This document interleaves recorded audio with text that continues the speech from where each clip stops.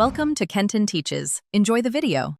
In this video, I will explain how to make coleslaw in Dreamlight Valley. This delightful 2-star appetizer is surprisingly easy to prepare, requiring just a couple of common ingredients.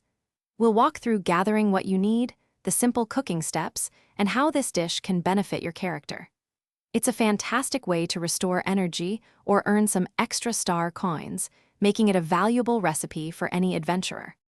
To begin your coleslaw creation, you'll need 2 key ingredients, 1 cabbage and 1 carrot. Cabbage seeds can be purchased from Goofy's stall in the grasslands area of the wild tangle biome, taking about 1 hour to grow. For carrots, head to Goofy's stall in Peaceful Meadow for seeds, which grow in about 15 minutes.